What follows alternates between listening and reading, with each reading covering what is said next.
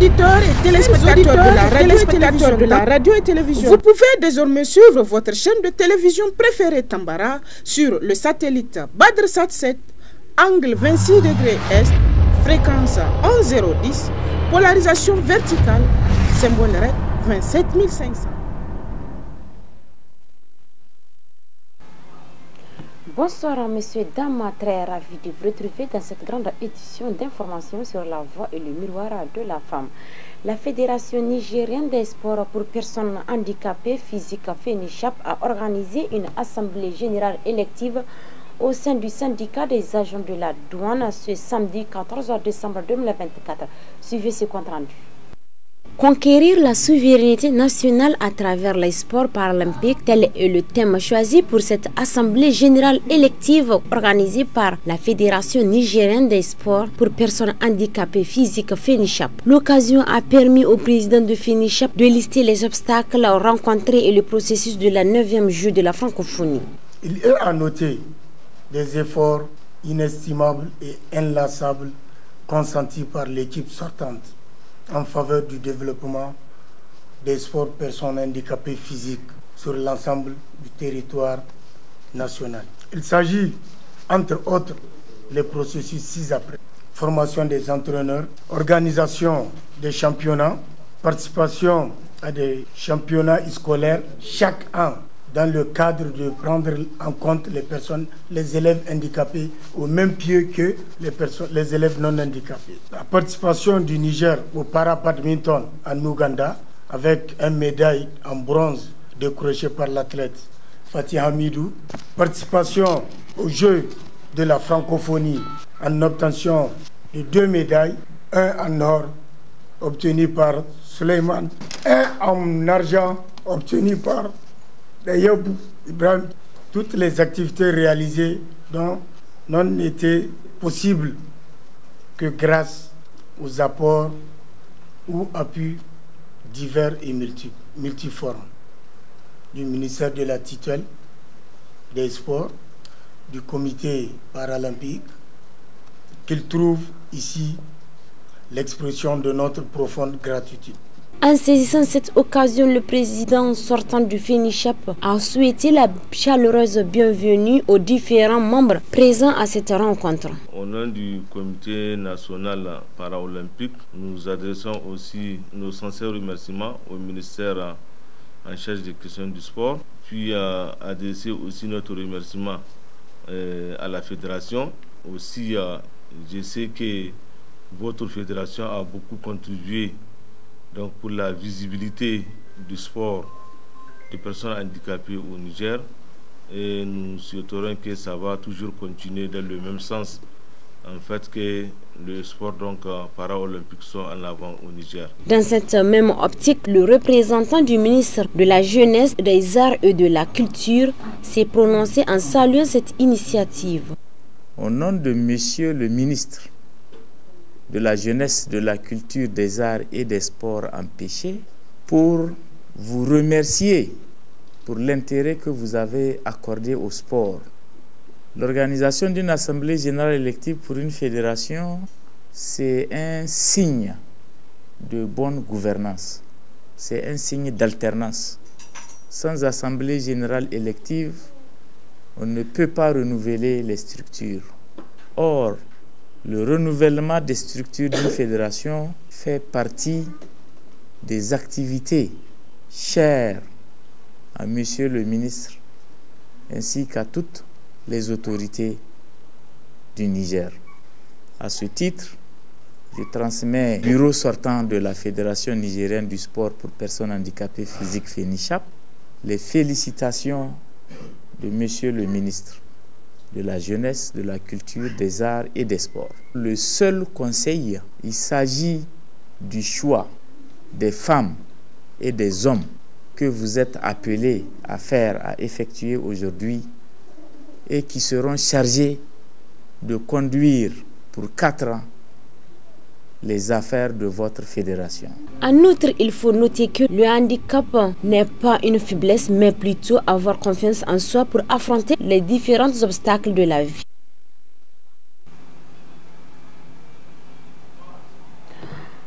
Violence basée sur le genre en milieu universitaire et historique et contribution dans l'orientation des nouveaux bacheliers pour une meilleure intégration et une réussite académique à la faculté des sciences de la santé UAM. Tels sont les thèmes choisis pour la journée scientifique couplée à l'accueil et l'intégration des nouveaux bacheliers à la FSS UAM. Suivez ce commentaire de Abdurrahman Laoulikane et Ibrahim Kantama.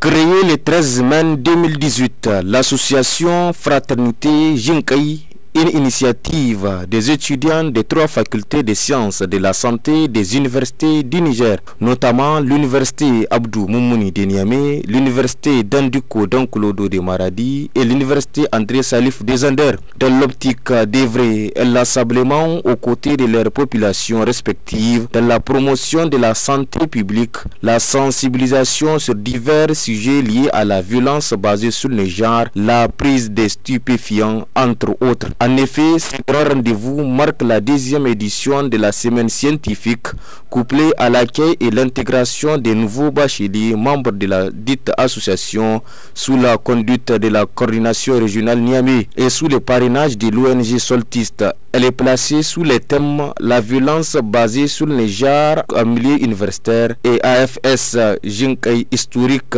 et contribution de l'orientation des nouveaux bacheliers pour une meilleure intégration et une réussite académique à la faculté des sciences de la santé de l'université Abdou Moumouni. Dans son intervention, le coordinateur régional a indiqué les objectifs assignés à cette association, mais aussi et surtout la pertinence des thématiques choisies. Depuis sa création, cette association s'est fixé un certain nombre d'objectifs, dont entre autres contribuer à l'amélioration des conditions sanitaires de la population nigérienne en général et en particulier celle de la région de Maradi par la participation active de ses membres, informer et sensibiliser la population sur les grandes questions de la santé. Chers nouveaux, cette journée est pour vous d'une grande occasion, car à travers celle-ci, vous serez mieux édifiés avec les conférences qui seront animées. L'association Fraternité Santé Jinkai a toujours été, pour ses membres, une très grande famille de Maradawa en sciences de la santé. Cette association s'offre en vous comme une famille meilleure après votre famille biologique, bien évidemment. Mis à part cela, l'association organise chaque année des cours de renforcement aux 2 premières années de médecine et pharmacie sur des matières qui paraissent être un peu difficiles. De l'apprentissage des soins infirmiers, bien évidemment, pour les 2 premières sections et des encadrements en observation médicale aux années supérieures. En prenant la parole, le président du bureau exécutif national a surtout prodigué des sages conseils aux nouveaux étudiants et membres de l'association Fraternité Santé Jinkai. Je tiens à vous rappeler de ce qui vous a amené à la faculté des sciences de la santé, de travailler et d'être les meilleurs de vous-même. Cherchez tout d'abord à planifier votre méthode de travail afin d'avoir une très bonne organisation dans tout ce que vous allez entreprendre.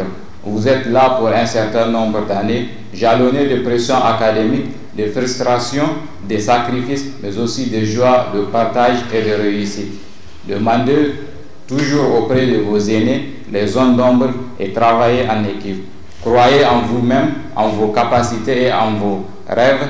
Le chemin vers le succès peut être long et semé d'embûches, mais avec de la persévérance et du dévouement, une attitude positive, vous surmonterez tous les obstacles et atteindrez l'objectif fixé. Honoré de sa présence, Dr Balarabe Mamadou, représentant de l'ONG Soltiste, a saisi l'occasion pour s'exprimer à ces termes. Soltiste, c'est une ONG de solidarité internationale. Soltiste, c'est solidarité thérapeutique et initiative pour la santé. Nous avons une longue tradition de collaboration avec cette association qui nous a regroupés aujourd'hui quand il s'agit d'appuyer sur tout ce qui concerne la santé des jeunes et adolescents. Alors nous travaillons dans le cadre d'un projet qui qui s'appelle DSSR Lahiata. DSSR, c'est droit en santé sexuelle et reproductive. Lahiata, c'est ma santé en langue Hausa. Donc c'est un projet qui vise à améliorer la santé des jeunes et adolescents, aussi bien au niveau communautaire qu'en milieu scolaire. Donc dans le cadre de ce projet-là, nous nous sommes dit qu'il serait intéressant d'appuyer une activité comme celle. À retenir qu'à cette occasion, plusieurs activités à caractère social et culturel relatives à la promotion de la santé, la lutte contre les violences basées sur le genre, la lutte contre la consommation des produits illicites ainsi qu'une salubrité en vue de rendre leur environnement propre ont donné un cachet particulier à cette cérémonie, tout en précisant que l'AFS Jinkai compte élargir ses activités afin de répondre favorablement aux attentes de leur communauté respective.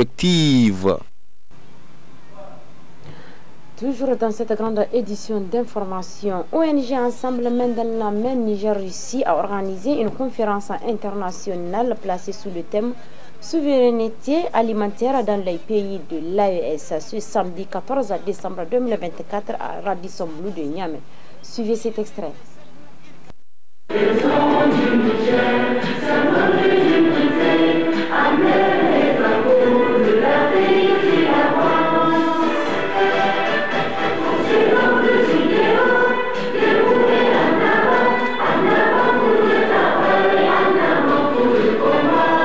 Après plus de 60 ans d'indépendance, les pays africains en général et ceux du Sahel en particulier n'ont toujours pas atteint une totale souveraineté sur le plan alimentaire.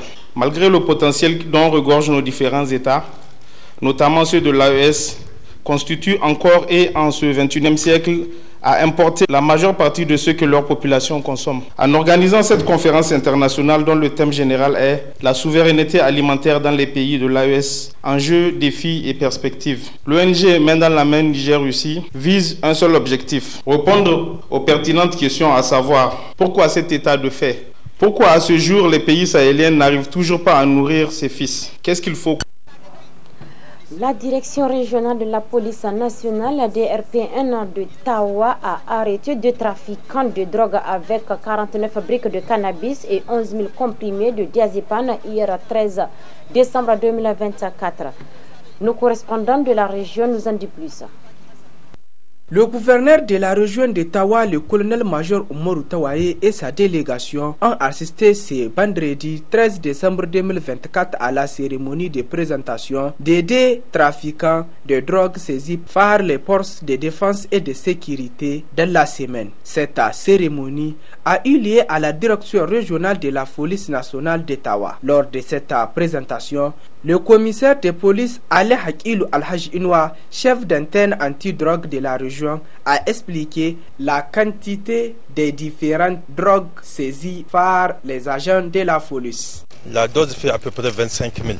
Quel revenu un jeune de maintenant peut disposer pour prendre 2 ou 3 doses? Ça va forcément l'orienter vers d'autres formes de criminalité. Donc nous invitons les pères de famille, le moins des indices de venir vers la police. On a des experts qui sont là qui peuvent les orienter par rapport à l'impact de cette drogue sur les enfants. À la population pour l'ensemble, nous leur demandons de collaborer davantage avec la police, qu'ils continuent à fréquenter la police, à échanger avec nous pour nous rapporter les crimes de délit et dénoncer les criminels. On a toujours l'habitude de dire que refuser de dénoncer un crime et un délit, c'est créer les conditions de sa propre insécurité.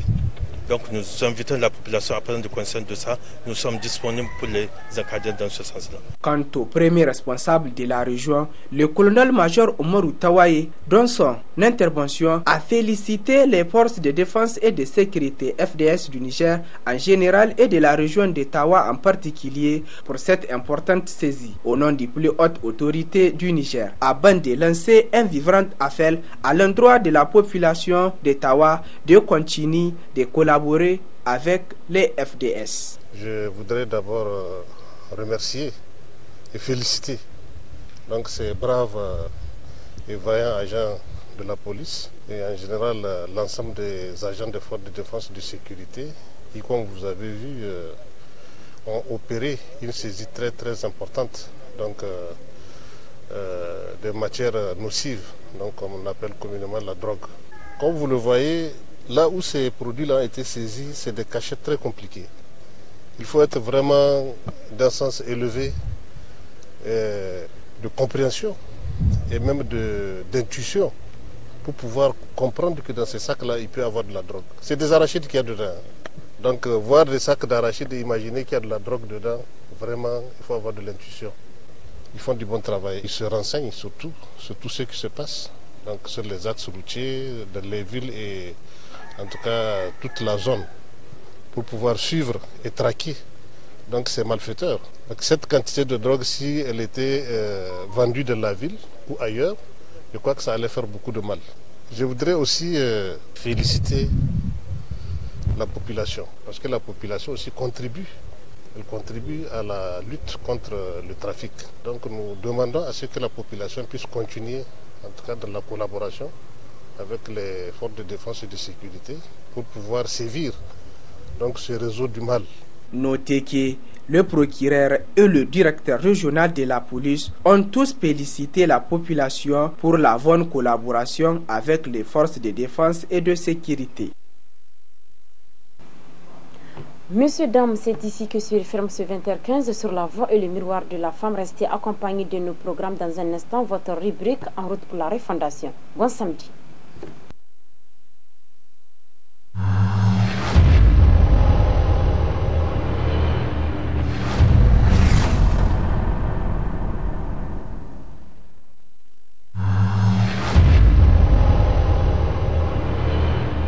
Chers auditeurs et téléspectateurs de la radio et télévision Tambara, vous pouvez désormais suivre votre chaîne de télévision préférée Tambara sur le satellite BadrSat 7, angle 26 degrés Est, fréquence 11010, polarisation verticale, symbole REC 27500.